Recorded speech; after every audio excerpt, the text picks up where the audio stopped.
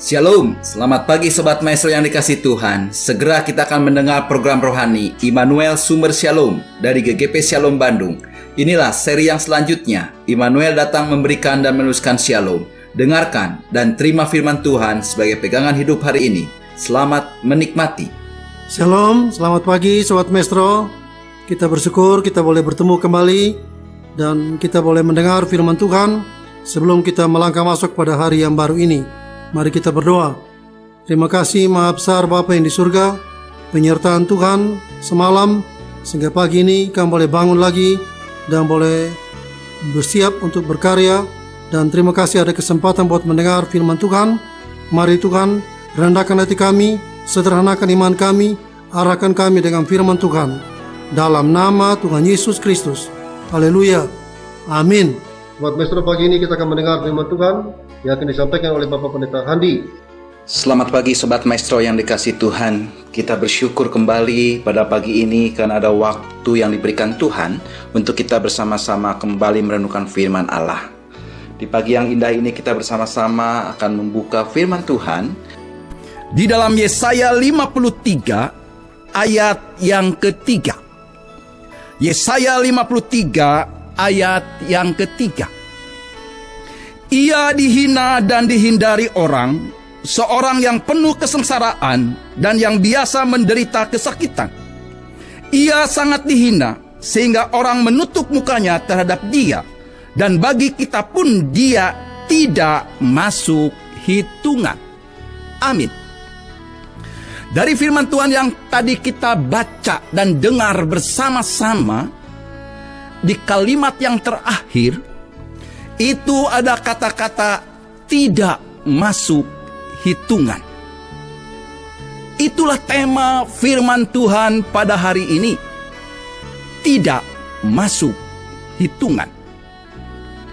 Kalau kita berbicara tentang pribadi Tuhan Yesus Kristus, tentu banyak pendapat daripada orang-orang kalau kita tanya kepada mereka. Ada orang yang belum percaya kepada Tuhan. Pada waktu mereka bertanya atau ditanya, siapa Yesus Immanuel? Tentu mereka akan berkata, saya tidak tahu. Mungkin juga ada yang berkata, Tuhan Yesus tidak masuk hitungan. Dibuang, dianggap tidak berharga, tidak dihargai, tidak diindahkan, tidak dipentingkan, dianggap tidak berarti. Kalau kita bertanya kepada orang yang belum percaya, tentu jawabannya seperti demikian. Karena apa? Karena mereka belum menikmati, mereka belum merasakan apa yang telah dilakukan oleh Yesus di dalam hidupnya.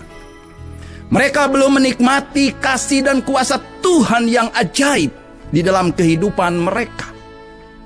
Tetapi kalau kita bertanya kepada orang yang sudah menikmati dan merasakan kasih Tuhan yang luar biasa, tentu mereka akan berkata, Yesus Immanuel adalah Allah yang luar biasa, yang tadinya tidak masuk hitungan, akhirnya dipungut, akhirnya diakui, akhirnya diagungkan, dan akhirnya dimuliakan. Alkitab memberitahu kepada saudara dan saya pada hari ini bagaimana Yesus rela meninggalkan surga yang mulia. Yesus rela datang ke dalam dunia, bahkan rela mati di kayu salib. Itu semua menunjukkan bukti kasih-Nya yang luar biasa. Selayaknya kita bersyukur, selayaknya kita berkata, Tuhan, aku bersyukur punya Yesus Immanuel, Tuhan yang selalu menyertai saya. Sehingga banyak anak-anak Tuhan yang bekerja untuk Tuhan. Banyak anak-anak Tuhan yang melayani Tuhan. Mereka banyak melakukan perbuatan-perbuatan untuk menyenangkan Tuhan. Tetapi pertanyaannya adalah, apakah yang kita lakukan, apakah yang kita perbuat itu bagaimana di hadapan Tuhan? Apakah itu sesuatu yang berkenaan? Ataukah sebaliknya sesuatu yang tidak masuk hitungan Tuhan? Hati-hati. Bagi saudara dan saya yang hidup pada saat sekarang ini, Jangan kita melakukan banyak perbuatan, jangan banyak melakukan aksi tindakan di dalam mengiring dan melayani Tuhan. Tetapi itu semuanya tidak berkenan di hadapan Tuhan. Dan tidak masuk hitungan Tuhan. Karena apa?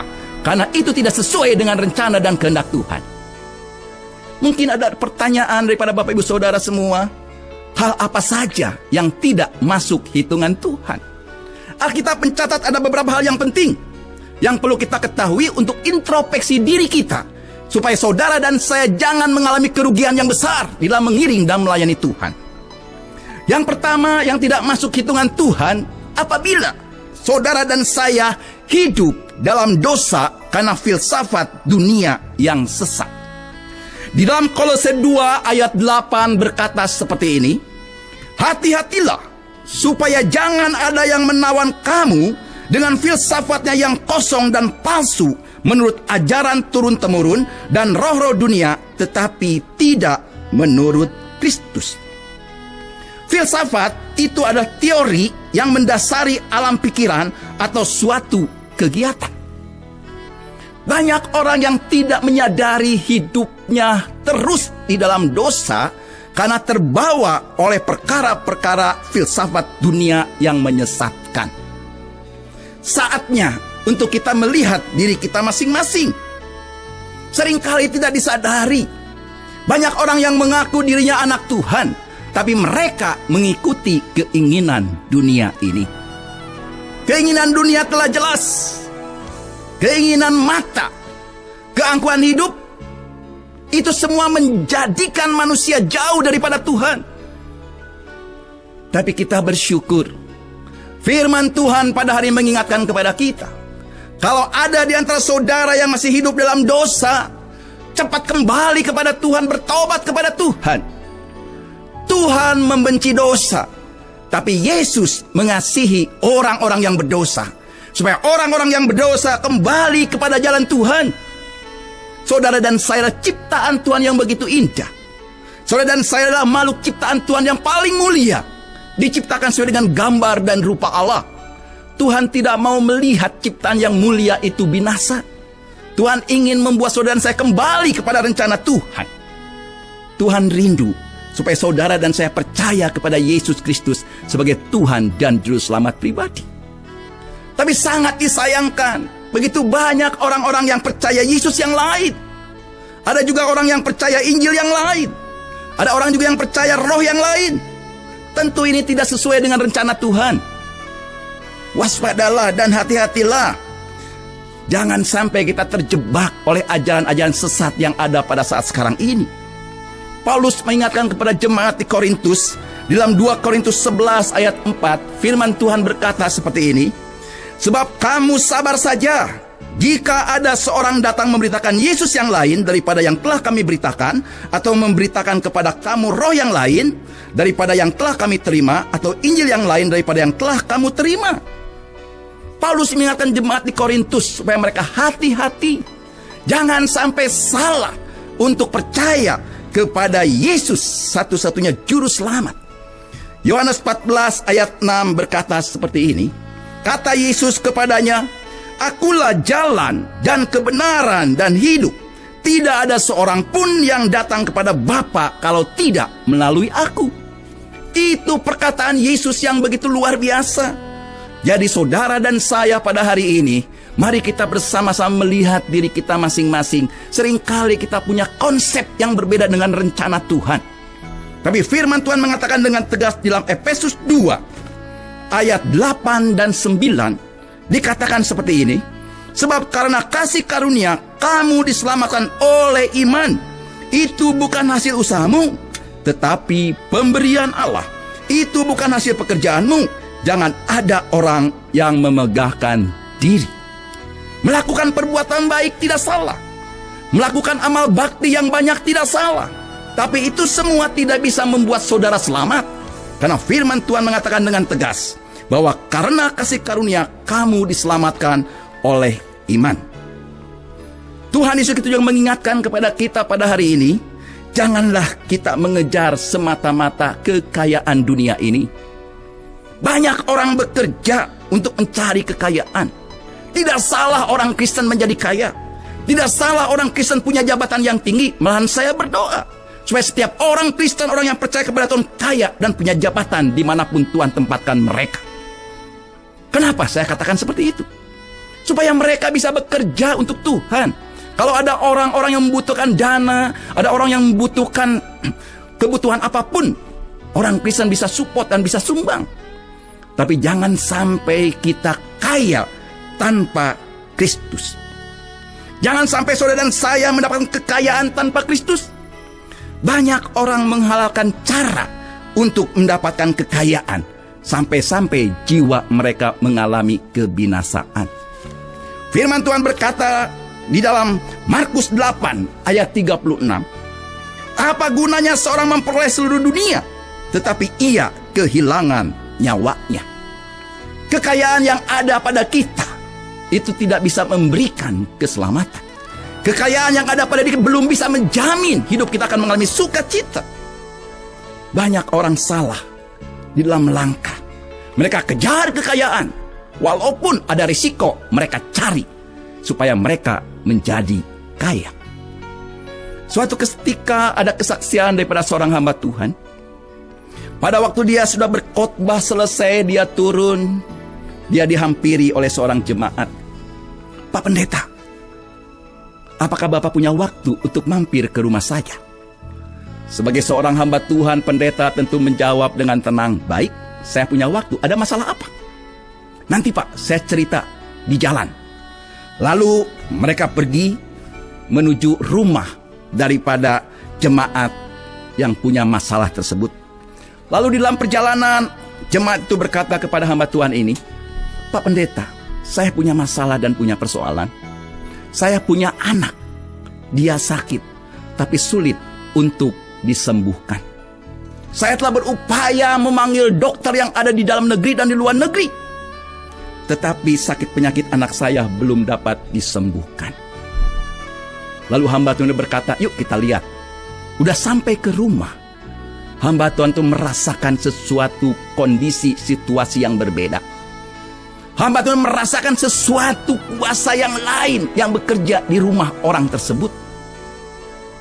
Lalu hamba Tuhan ini berkata, apakah Bapak Ibu memiliki kekayaan yang banyak ini dengan cara seperti apa?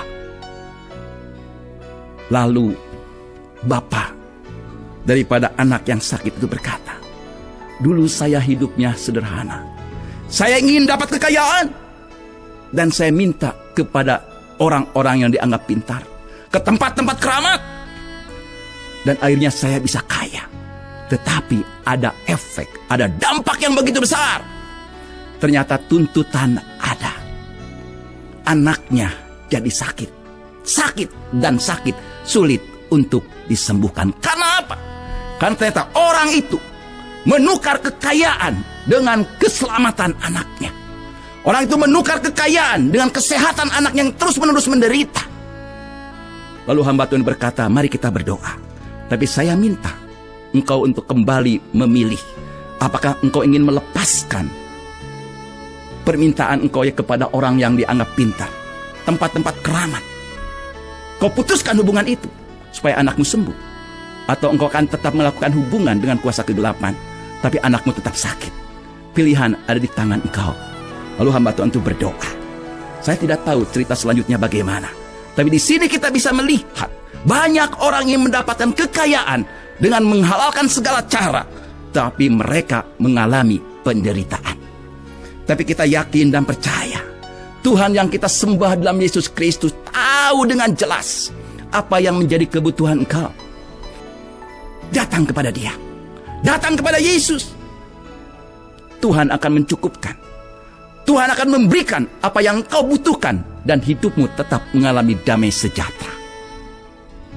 Tuhan melihat kehidupan manusia. Tuhan juga melihat seringkali ada anak-anak Tuhan beribadah, tapi mereka ibadah tanpa Roh Kudus. Itu pun tidak masuk hitungan Tuhan. Ibadah hanya sekedar ibadah, ibadah yang munafik, doa formalitas. Tidak ada kuasa Roh Kudus dinyatakan di tempat itu. Hambar. Ibadahnya tidak terasa. Ibadahnya begitu tawar, tidak menjadi berkat. Orang yang datang pulang tidak ada perubahan. Karena apa? Tidak ada kuasa Roh Kudus yang bekerja. Perhatikan ibadah kita masing-masing. Firman Tuhan mengajar kepada kita semua. Kalau engkau terlibat di dalam pelayanan, kalau engkau setia di dalam pelayanan, hati-hati. Apa yang menjadi motivasi engkau terlibat di dalam pelayanan? Apakah engkau ingin mencari uang? Apakah engkau ingin mencari keuntungan? Apakah engkau ingin mencari nama besar? Perhatikan. Pelayanan tanpa motivasi kasih Kristus itu tidak ada artinya. Karena kita tahu pelayanan yang kita lakukan, pelayanan yang kita kerjakan sampai hari ini, semua dilandasi motivasi kasih Kristus. Tanpa kasih Kristus, pelayanan engkau itu sia-sia. Tanpa kasih, pelayanan engkau itu tidak ada artinya. Kalau engkau sekarang giat melayani Tuhan, tapi tanpa dilandasi kasih Kristus, maka pelayananmu tidak ada artinya. Itu semua tidak masuk hitungan Tuhan. Misi di luar Kristus pun sama seperti itu. Kalau saudara bekerja punya misi yang jauh tanpa Tuhan, maka itu semua akan menjadi sia-sia. Di dalam Yohanes 15, kita akan baca firman Tuhan. Yohanes 15 ayat 5 dan 16. Akulah pokok anggur, dan kamulah ranting-rantingnya. Barang siapa tinggal di dalam aku, dan aku di dalam dia, ia berbuah banyak. Sebab di luar aku, kamu tidak dapat berbuat apa-apa. Bukan kamu yang memilih aku, tapi akulah yang memilih kamu. Dan aku tidak telah menetapkan kamu, supaya kamu pergi dan menghasilkan buah, dan buahmu itu tetap, supaya apa yang kamu minta kepada Bapa dalam namaku diberikannya kepadamu.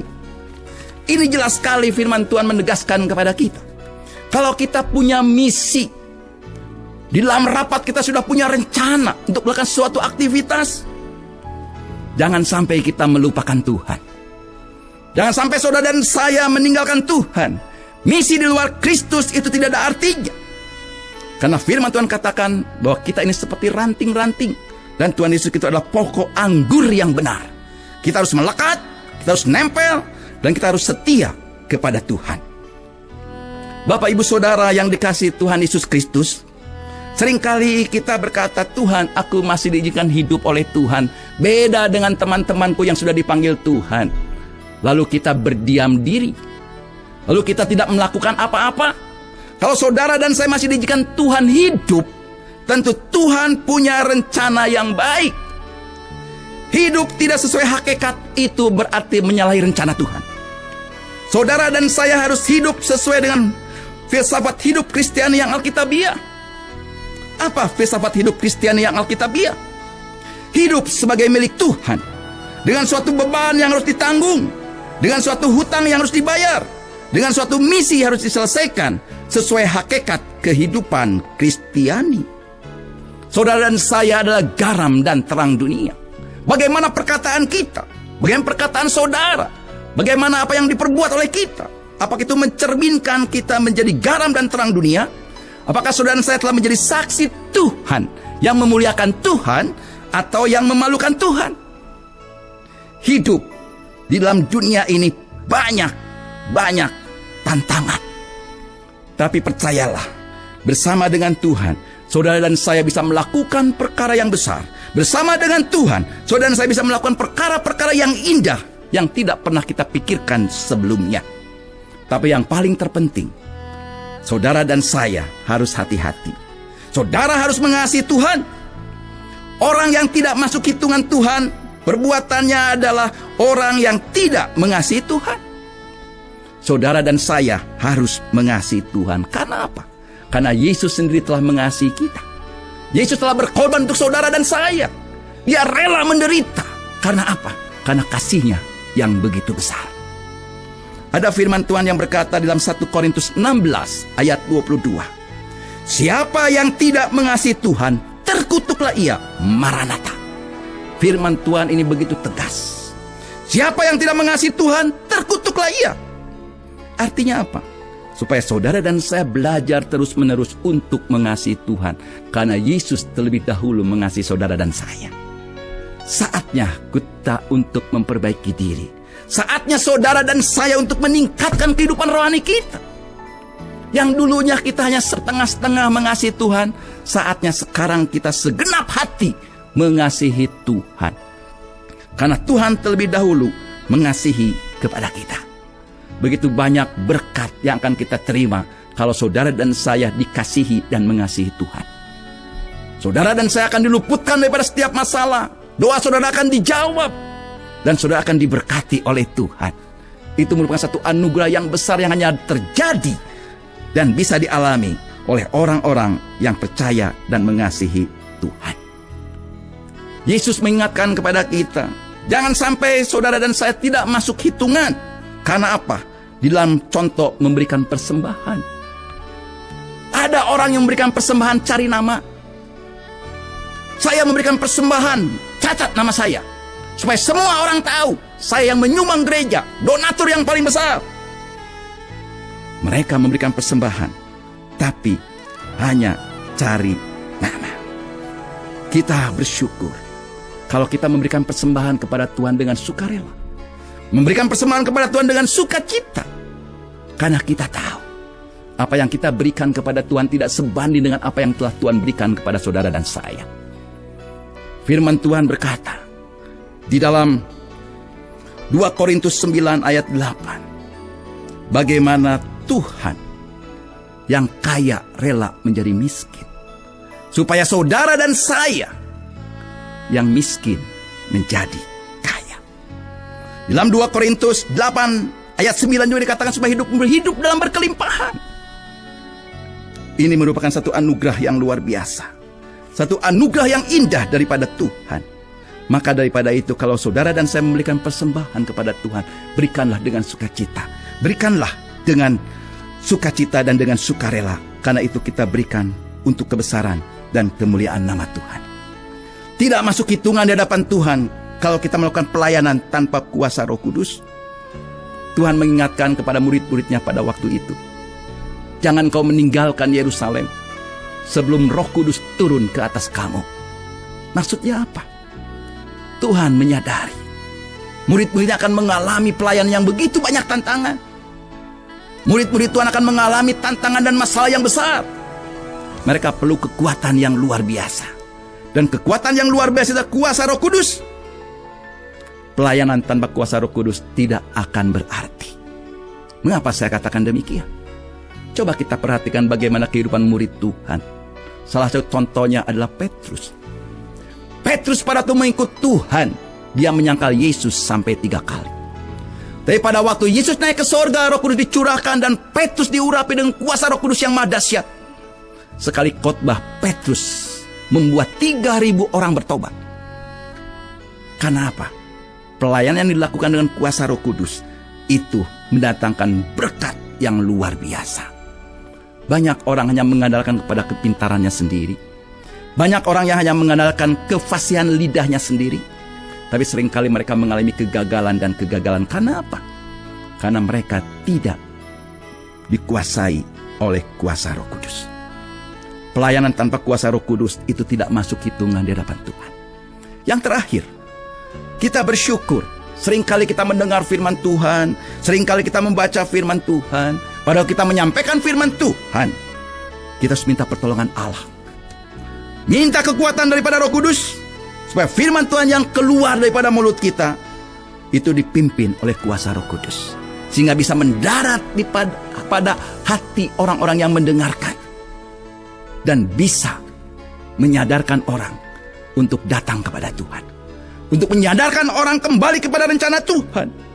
Firman Tuhan tanpa kuasa Roh Kudus itu hanya seperti orang berpidato saja.